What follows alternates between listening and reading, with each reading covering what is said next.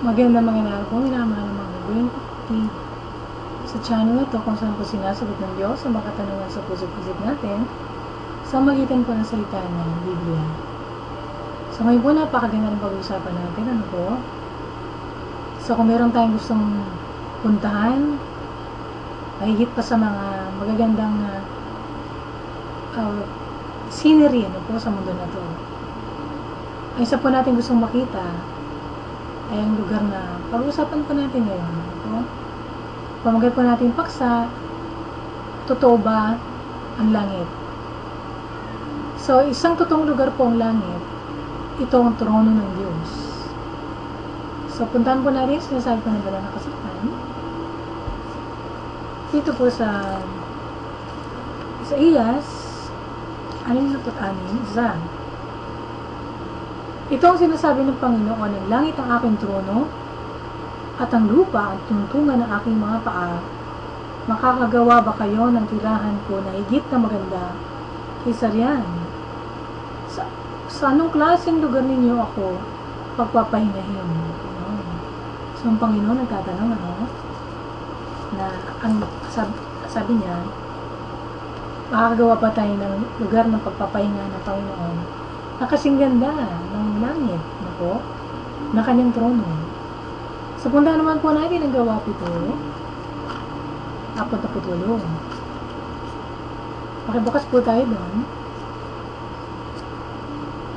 para mabasa nyo yun kung yun talaga nakalagay. So, talata 48.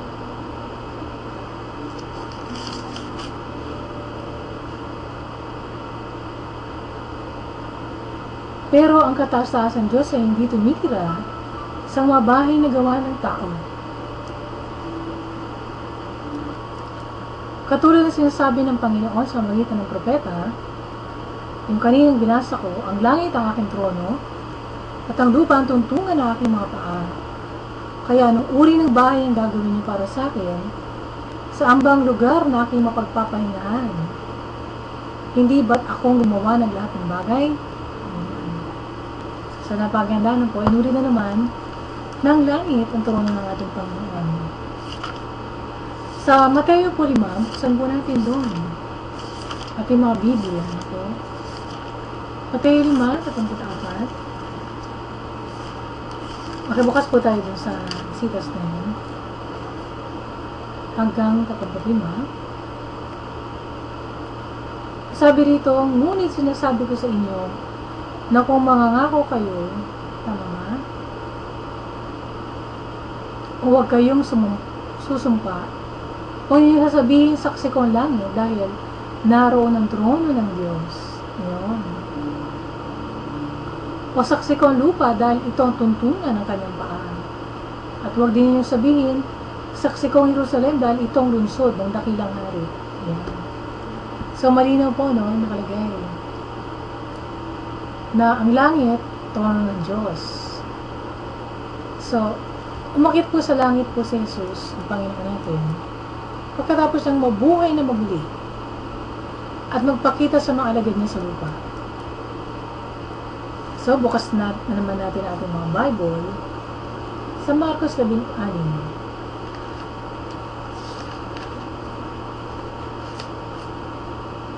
11. Ito po nakalagay. Pagkatapos magsalita ni Jesus sa kanila, inakyat siya sa langit, umupo sa kanan ng Diyos. Yun, So, umakyat ating Panginoon. Saan pa nakalagay na umakyat po siya? Sa Gawa 7:55. Makibukas po tayo ulit sa bahagi na yun. Ito po nakalagay hanggang 56.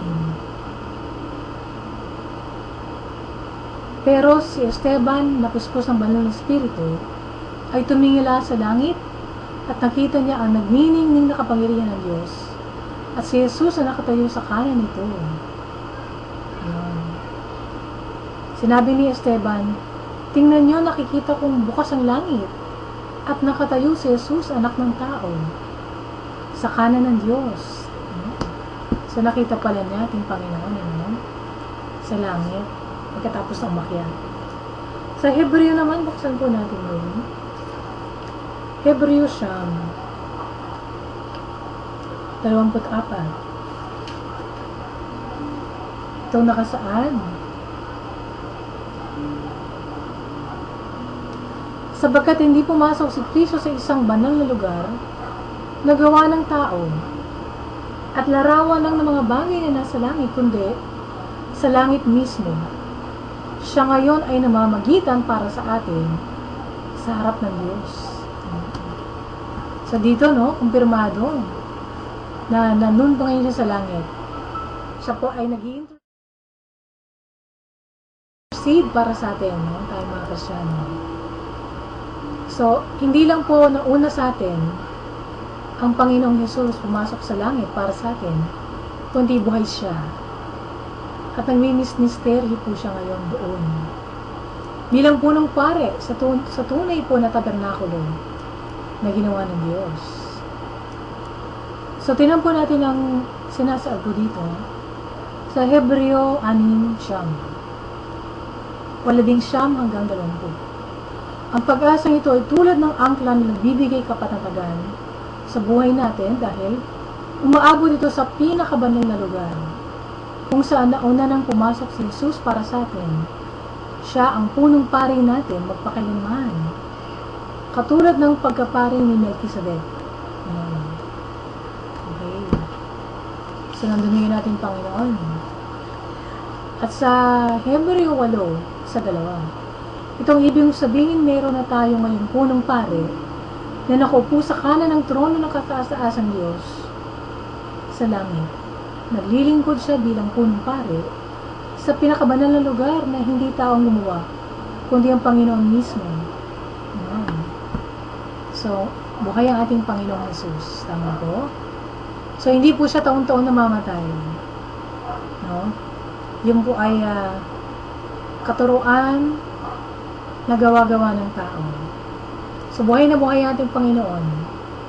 Wala po nung nabuhay siyang mabalik. So, si Jesus mismo nagsabi sa atin na maraming kwarto sa tahanan ng Ama niya. At nauna siyang pumunta roon para ipaghanda tayo ng lugar. May katiyakan po tayo sa banal na kasulatan na isang araw babalik po ang ating Panginoon para kunin tayo kung nasaan po siya naroon sa langit. Ano po? So, buksan po natin ating mga banal na kasulatan dun sa sitas na yun sa Juan 14:4. Ito po nakalagay. Sinabi ni Jesus sa kanila, huwag kayong mabagabag. Magtiwala kayo sa Diyos at magtiwala rin kayo sa akin. Sa tahanan na aking Ama ay maraming silid. Pupunta ako roon para ipaghanda kayo ng lugar. Hindi ko ito sasabihin kung hindi ito totoo. Kapag naroon ako at ipaghanda na kayo ng lugar, babalik ako at isasama kayo upang kung nasan ako ay naroon din kayo. Napakaganda nito. Tuloy natin sa talatang 4. At alam niyo na ang daan papunta sa pupuntahan ko. So, napakaganda nito. So, si Lord pumunta sa langit para paghanda tayo ng matitirhan po natin. No? Nakalagay po sa ibang salin, mansyon. At malapit na po siyang bumaba para sunduin po yung kanyang mga tinawag, ano po, nasa sanlibutan. So, naniniwala po tayo na meron tayong tahanan na walang hanggan sa langit, pati po sa pangako sa atin ng Panginoong Kristo. So, meron po talagang langit at isa pong totoong lugar ito. Diba? Hindi po ito katang-isip. Si Lord ang mismo nagsabi, tama po, na pupunta siya sa langit. At sa katunayan, doon siya galing. At mubalang po siya rito para magkatawang tao. Nang sa ganun, meron pong magligtas sa atin. Ano po? Sa mga kasalanan natin. Kasi yung kasalanan po natin, ang nagiging hadlang po sa pagpasok po natin sa kaharian ng Diyos. So kapag hindi po naniwala ang tao sa langit, Hindi lang po nila tinatanggi ang salita ng Diyos. Tinatanggi rin nila ang pinakaasam-asam po natin sa ating mga puso. So, si Apostol Pablo po kinalakas sa loob ng mga taga-Korinto nang sabihin po niya na panghawakan po ang pag-asa natin na may langit. Ano? So, ngayon po dumadaing po kasi tayo at napapabuntong hininga sa kalalagayan po natin. No? Pero umasa po tayo sa langit. At maging sabik tayo, no? Na pumunta ron. So, makibukas po ulit kayo sa banal na kasulatan. Puntahan po natin ang 2 Korinto 5, 1-4. So, alam natin na ating katawang panlupa ay parang bahay na ating tinutuluyan. Habang nasa mundo pa tayo, ito'y masisira. Ngunit alam natin na may ihahandang katawang panlangit ang Diyos para sa atin na hindi mamamatay kailanman. Ang katawang ito ay ginawa ng Diyos at hindi ng tao. Dumaring tayo sa ngayon dahil pinanabigan nating may suot na ang katawang panlangit. At kapag nangyari ito, hindi matatagpo ang hubad ang ating kaluluwa. Habang nandito pa tayo sa ating katawan, dumadaing tayo dahil sa mga paghihirap, hindi dahil sa gusto na nating mamatay, kundi dahil sa gusto na nating magkaroon ng bagong katawan para mapalitan na ang katawang may kamatayan ng katawang walang kamatayan. So, matatanggap po natin ang bagong katawan na yon. Ano po? Sa pag-akyat po natin papunta sa langit. Ano? At literal din po yung mansion na yon. Hindi po ibig sabihin nun katawang panlangit. Kundi talagang mga tahanan, mga bahay, ano po? Sarili na po nating bahay. Kaya wag po tayo masyadong malungkot. Kung sa mundo na to hindi tayo magkabahay, ano po? Dahil wala tayong pambili, no? Dahil doon po sa langit, bibigay lang po sa atin. Nang walang bayad. Dito, paghihirapan mo pa, magtatrabaho ka pa, tapos yung bahay mo, mawawasak lang at madudurog, ano po, at magiging, tawag doon, debris ng isang lindol o kaya tsunami. So, sayang lang po, no? Kung pag-aaksayan natin ang panahon, ng ating lakas, ng ating oras, ang mundo na to. Nalilipas at mapaparang mundo. Tanawin po natin sa malayo ang tahanan po na walang hanggan sa langit. At malalampasan po natin ang mga paghihirap at kabiguan po natin sa buhay na to. Buksan po natin ang nakalagay po sa 2 Korinto 4, 17-18. Sapagkat ang mga paghihirap na dinaranas namin sa mundong ito ay panandalian lamang at hindi naman ganun kabigat. At dahil sa aming mga paghihirap,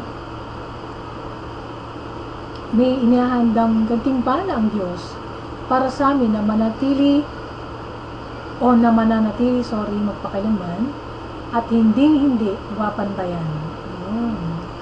Sa 18, kaya hindi namin pinapahalaga ng mga bagay na nakikita sa mundong ito, kundi ang mga bagay na hindi nakikita, sapagat ang mga bagay na nakikita ay panandalian lamang, pero mga bagay na hindi nakikita ay walang hanggan. Yun.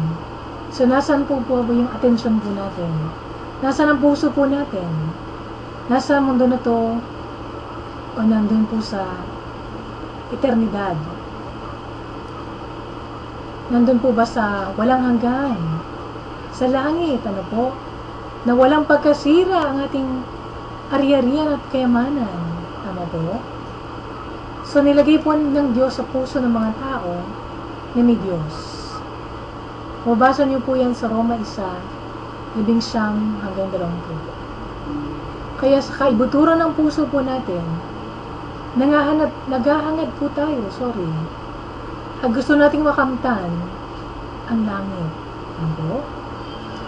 So, alam niyo po ba na sa langit, ang mga kalsada ay gawa sa ginto? Tama po. At yung gate, ano po, ay gawa sa perlas. So, maraming kamangha-mangha bagay na makikita po tayo sa langit na wala dito sa lupa. So, wag na po natin masyadong pakamahalin ang mga bagay sa sanlibutan na to. Nagpapayaman tayo, no? Nag-iipon tayo ng maraming property, mawawasak at masisira lang po lahat ng yan. Dahil hindi po yung mundo na to na kasalukuyan ang totoong tahanan po natin, kundi doon po sa piling ng ating Diyos. Ano po?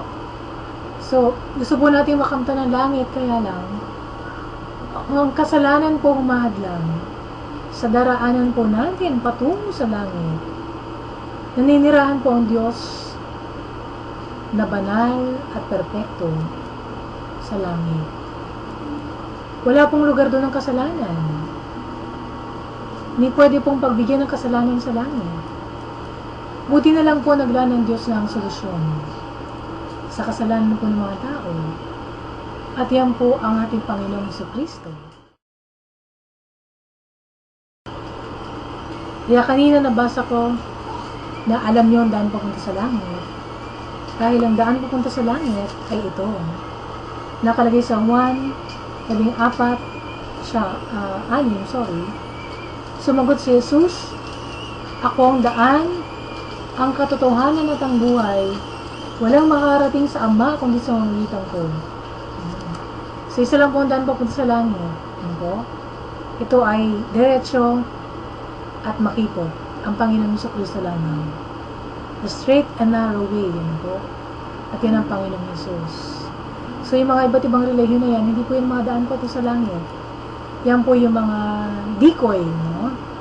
Na para po tayo ituhin, hindi po natin matamaan yung tamang daan papunta sa langit. Dahil ang daan po ay ang Panginoong Jesucristo natin.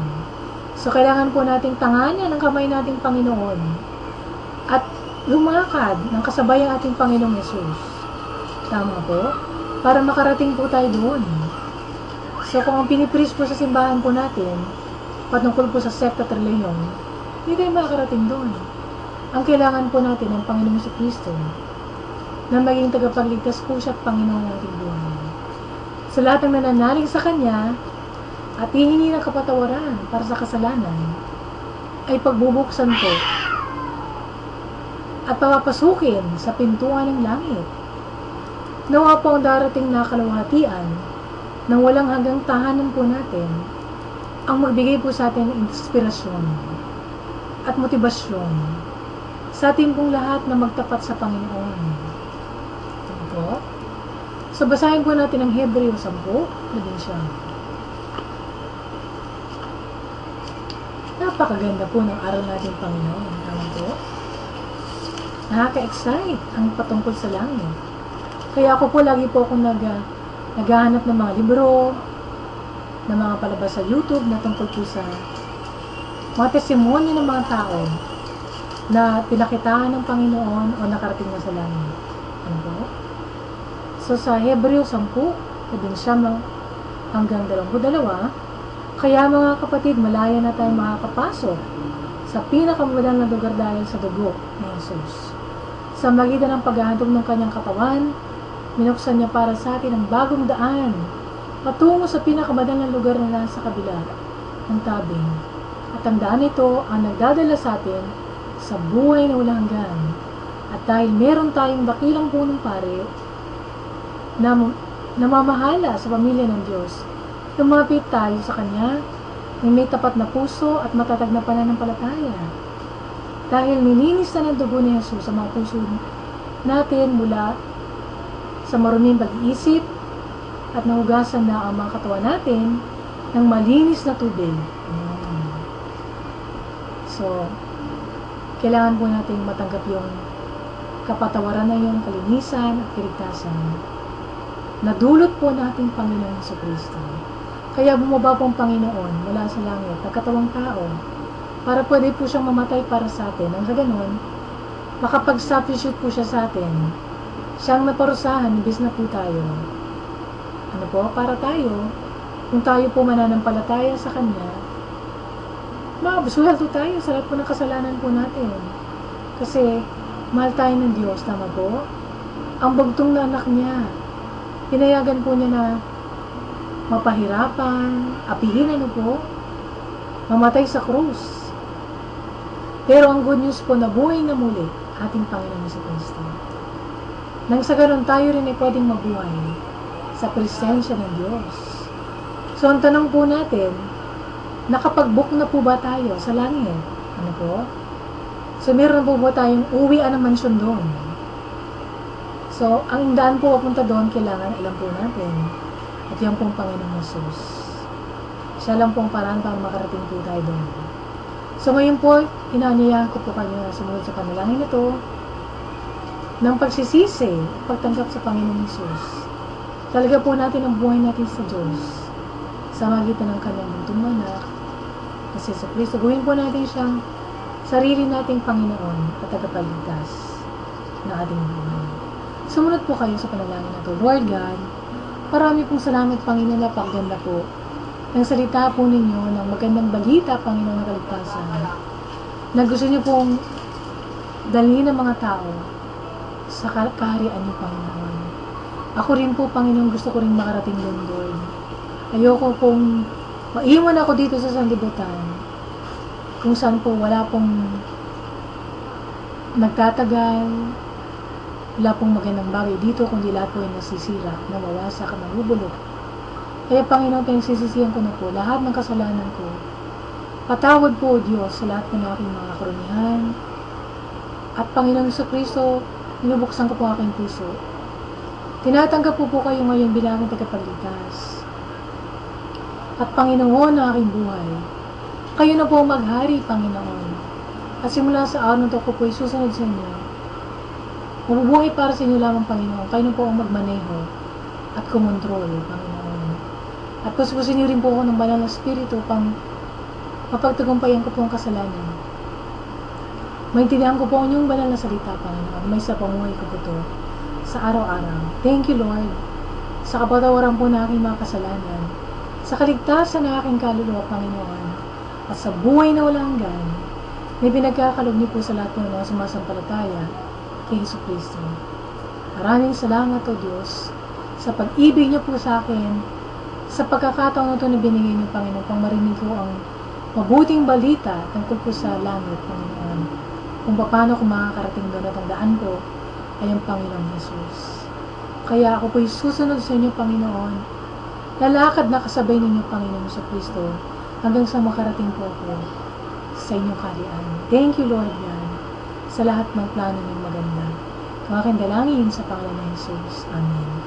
So kayo nanalangin yan, magtatalong kayo sa tuwang, magsaya kayo. Dahil napatawad na ng Diyos ang lahat ng kasalanan po ninyo. So para lumago kayo sa pananampalataya, pagbasa kayo ng Bible, simulan niyo po sa Gospel of John, kung saan pinapakilala ang Panginoong Jesucristo at ang plano ng Diyos para sa atin. At sumunod po, maghanap tayo ng church.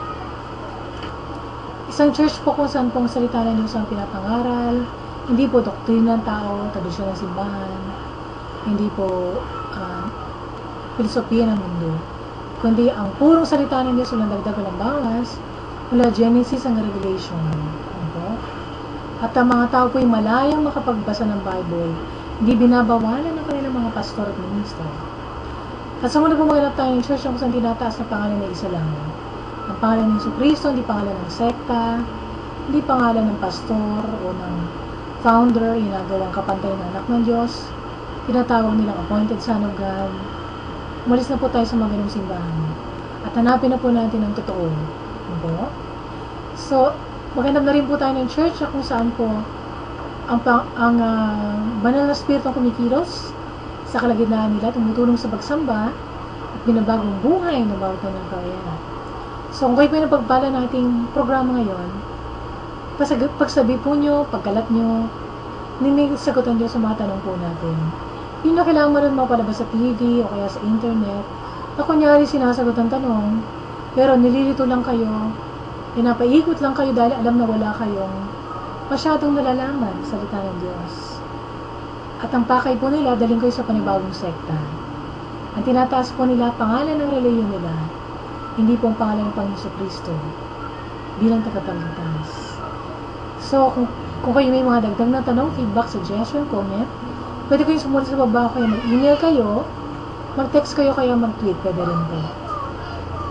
At sumunod po, maghanap po kayo ng mga taong pagsasabihan nyo, mga kapamilya nyo, mga kakilala, na Kristiyano na kayo ngayon, napatawad ng lahat ng kasalanan nyo, papunta na kayo sa langit. So, hinipo po kayo ng ating Panginoon, na tumulong po sa ministry na to para patuloy po tayong makapagpayag ng salita at makapagligtas ng kaluluwa. Welcome po yung tulong na panalangin at tulong pinansyal. So, nga susunod po na pagkikita po natin, kung may suggestion po kayo na topic, ano po, kung gusto nyo pong pag-usapan natin, pwede rin po akong i-email o kaya pwede rin i-text, ano kayo, kung mag-tweet kayo, ano po. So, hanggang susunod po na pagkikita po natin dito po sa YouTube.